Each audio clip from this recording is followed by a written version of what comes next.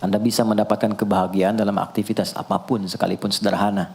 Tapi ketika kebahagiaan itu tidak diiringi dengan ridha Allah, rasanya itu akan selalu sementara. Kita butuh momen-momen baru untuk mendatangkan kebahagiaan itu. Tapi titik poin ketika Allah ridha dengan apa yang kita kerjakan, apa yang kita lakukan, maka Allah akan tanamkan satu cawan yang luas kandungannya, yang bisa menerima setiap keadaan dengan hal yang paling menyenangkan. Apapun yang kita lihat selalu nyaman. Yang kita dapati, kita ridha dengan apa yang Allah berikan. Keadaan itulah yang oleh Nabi itu diungkapkan dengan komen yang sangat simpel tapi dalam isinya. Kata Nabi, ajaban di amril mu'min. Orang beriman itu kalau benar imannya, maka kehidupan itu mengagumkan. Bila dia mendapatkan kesuksesan, dia iringi dengan kesyukuran. Sehingga sifatnya tetap proporsional. Dia sukses tapi ada keseimbangan dengan syukur. Sehingga tidak berlebihan menyalurkan kesuksesannya itu. Dan dengan sifat berlebihan itu hanya memberikan beban pada dirinya. Saya pernah sampaikan kan, di kesuksesan itu identik dengan gaya hidup. Rumus gaya di fisika itu kan selalu F1 banding lurus dengan F2. Apa yang didapat itu yang keluar. Tapi orang tidak boleh lupa bahwa F itu selalu berbanding lurus dengan P. Gaya berbanding lurus dengan tekanan, hukum Pascalnya. Semakin banyak gaya, semakin tertekan hidupnya. Itu bandingan nilai kehidupannya. Nah, jadi gaya itu diperkenankan. Karena itu bagian dari energi. W sama dengan F dikalikan S. Hukum energi kan begitu. Jadi hidup nggak mungkin kalau nggak ada energi. Tapi energi yang terbaik itu akan dihasilkan, membawa kesuksesan kebahagiaan ketika ridha Allah tertanam. Saat dia sukses, dia bersyukur sehingga proporsional. Saat dia merasakan duka pun, dia nyaman karena punya sabar. Nah, sabar itu mahal. Di Jepang ada banjir, itu bisa minta maafnya luar biasa, tak tahan dia bunuh diri. Di kita banjir bisa berenang. Itu gambaran. Cuma kalau nggak seimbang repot juga. Nah, membangun keseimbangan itu butuh konektivitas yang kuat dengan Allah. Konektivitas itulah yang dalam bahasa agama disebut dengan sholat namanya. Ya, di pertemuan lalu kita sudah mencakup beberapa bagian dari sholat itu. Tapi saya ingin tekankan sedikit untuk menguatkan. Sholat berasal dari kata wasala atau silatun. Dasarnya kata wasala yang berarti terkoneksi dengan kuat. Terhubung dengan erat. Kita pernah dengar istilah silaturahmi kan? Ya kan? Kalau kita kumpul, bahasa kerennya saya mau silaturahmi kan. Tapi goalnya tercapai gak? Ya, silaturahmi itu kan dari kata silah. Terhubung dengan erat, rasa sayang dan perhatian. Sehingga parameternya itu bukan saat datang. Kalau datang kita nyapa, wajar karena orangnya ada.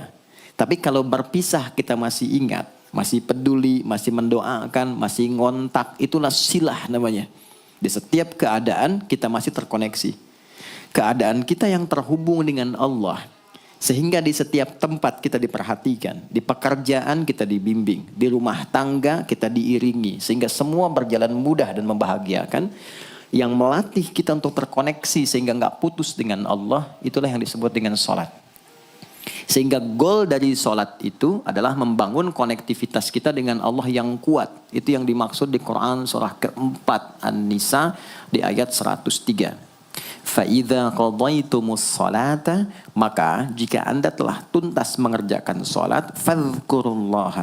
Ukuran keberhasilan sholat anda itu ketika anda merasakan konektivitas dengan Allah mulai nyambung. Qiyaman, jalannya ingat Allah. Sehingga kalau orang jalan bekerja di apapun, saat dia ingat Allah, dia bisa memfungsikan tubuhnya sehingga tidak mengerjakan apa yang Allah tidak sukai. Gak akan mungkin Anda melihat sesuatu yang tidak Allah senangi. Dalam keadaan yang sama Anda ingat Allah.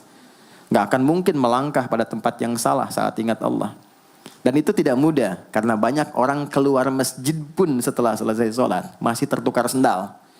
Padahal kalau dia ingat Allah gak mungkin itu terjadi. Itu pelajaran dasarnya.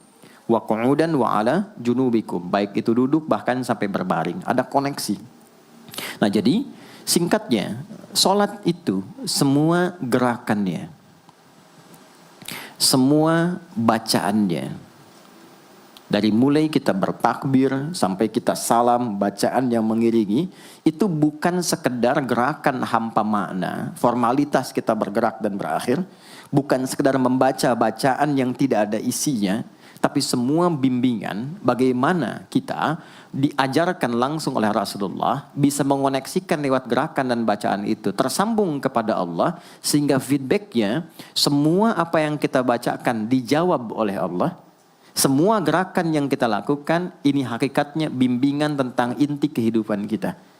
Jadi di sholat itu ada bacaan, ada gerakan, ada hikmah, ada maknanya semua. Jadi bukan kita takbir begini hampa saja. Tidak. Kenapa mesti begini? Kenapa tangan yang kanan menutup yang kiri? Kenapa bacaannya setelah itu ada iftitah, ada al-fatihah? Itu ada maknanya.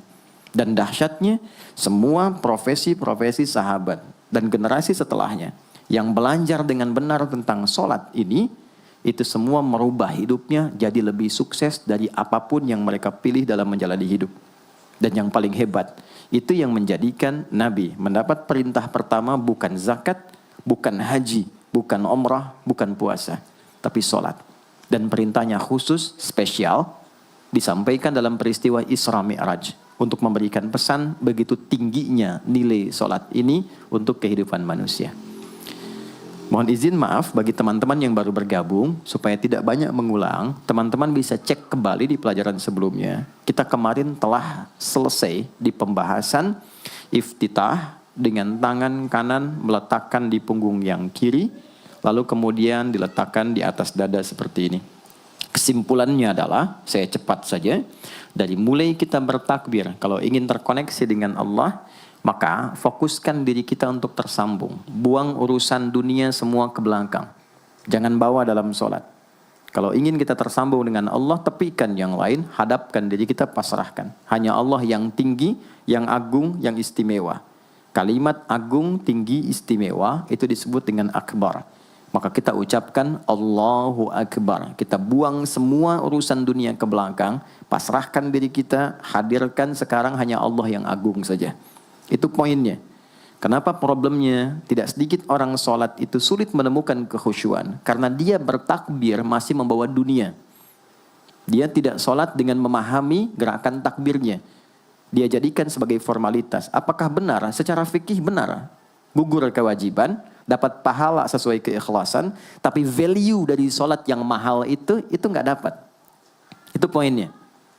Buang semua urusan dunia, kemudian tambatkan diri kita hanya kepada Allah. Dan uniknya kata Nabi, di fase itulah setan mulai bertugas yang mengganggu kita, supaya kita tidak fokus untuk memahami dan melakukan apa yang kita baca dan kita gerakan.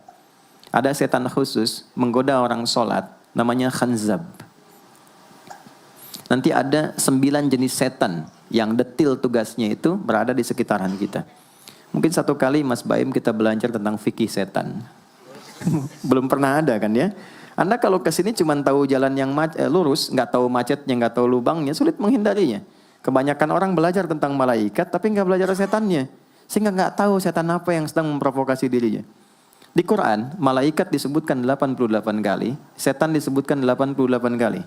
Kalau kita cuma dengar motivasinya, nggak tahu provokasinya, kita nggak tahu bagaimana cara menghindari yang ini. Itu poinnya. Khanzab itu, dia menggoda orang sholat, dimulai dari takbir. Jadi kalau belum takbir, Anda bisa merasa fokus apa saja. Nggak percaya silakan. Sebelum takbir tuh bisa siap fokus. Tapi begitu Anda mulai bertakbir, di hadis riwayat Abu Daud, Allahu Akbar, fayaqulu syaitanu. Maka di sini setan mulai tugasnya untuk mengganggu orang supaya nggak dapat nilai-nilai tadi. Maka dia berkata, udhkur kadza. Kamu ingat ini ya, kamu ingat itu ya. Betapa Anda memulai dengan membuang semua urusan dunia. Tapi kalau sudah takbir, itu setan yang install. Masuk sendiri dia.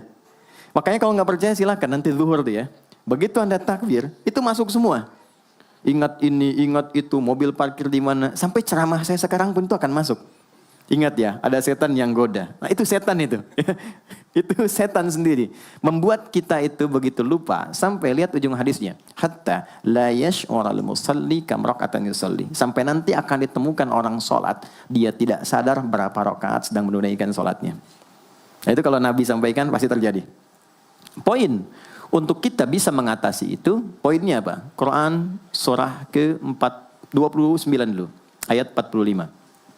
Quran surah 29, Al-Ankabut, ayat 45. Di Islam tuh uniknya begini, istimewanya. Enggak ada satupun ibadah yang hasil kreasi manusia.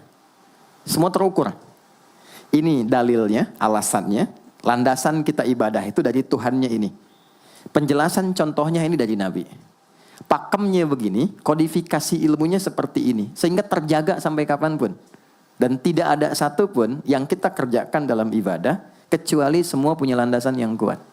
Dan hebatnya diterangkan. Ini caranya, ini bacaannya, ini maksudnya seperti ini hikmahnya. Kenapa Anda begini? Kenapa begitu? Hasilnya apa? Ketika seseorang sedang memulai sholatnya, dari awal dia pengen fokus, tapi ketika dia mulai bertakbir, muncul godaan, maka sebelum sholat ditunaikan, Allah sudah ingatkan, Utlu ma uhya ilaika minal kitab. Utlu itu dari kata tilawah.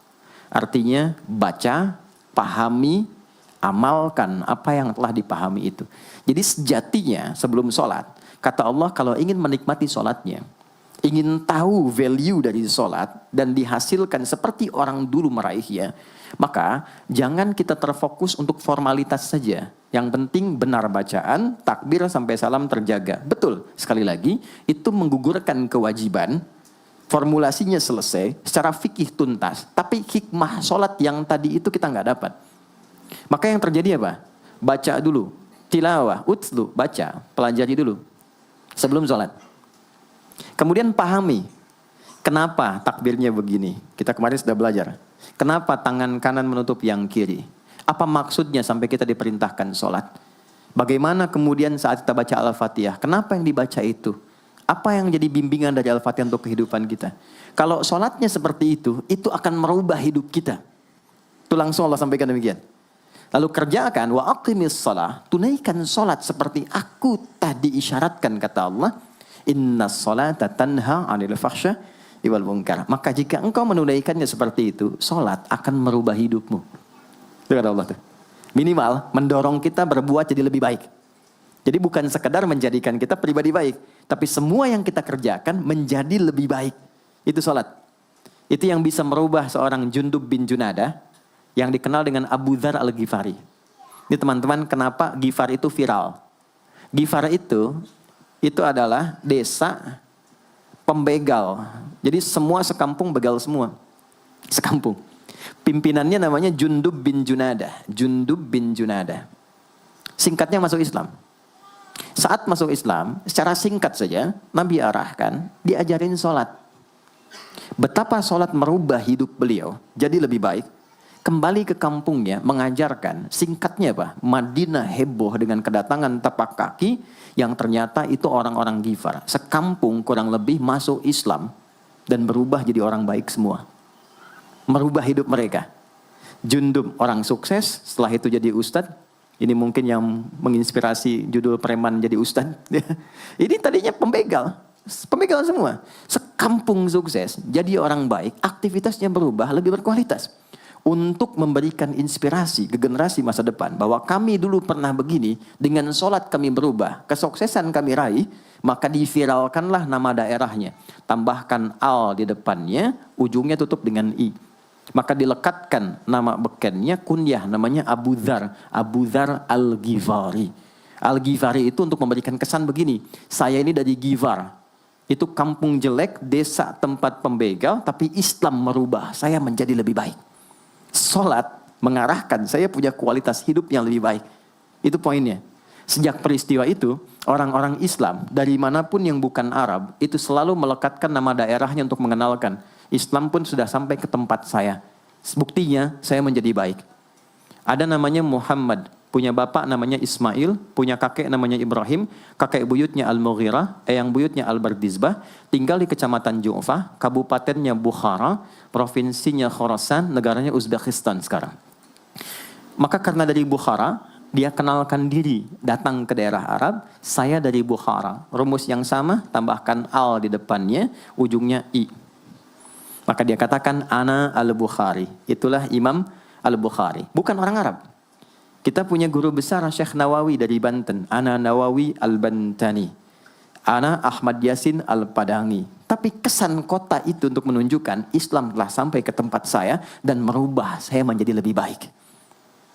Kang Baim datang ke Mekah umrah, katakan saya Baim Bong al tanah kusiri. Maka kesan yang dibangun itu telah sampai ke tempat saya, merubah saya lebih baik. Saya Arman al Pondok Indahi misalnya kan, tidak masalah. Itu sah. Dan orang mengenal, oh rupanya Islam telah ke setiap wilayah. Tapi value-nya sampai enggak. Jangan cuma kita katakan saya dari fulan, saya dari tempat A. Poinnya adalah apa yang merubah engkau dari Islam menjadikan engkau lebih baik. Jadi kalau ada orang Islam mengaku Muslim, lisannya tidak lebih baik. Maaf sekali, telinganya mendengar tidak yang baik, perilakunya kurang baik, maka dipertanyakan klaim keislamannya. Sudah sejauh mana saya mendapatkan keberkahan dari Islam itu? Itu yang menjadikan kenapa sholat paling pokok dipaksa kita wajib, bukan karena sujud rukuknya. Anda tidak sujud pun tidak akan menurunkan status Allah sebagai Tuhan, tetap Tuhan. Tapi ternyata ada value besar yang dengan kasih Allah diminta kita sholat supaya kita minimal jadi orang baik dan sukses dalam hidup.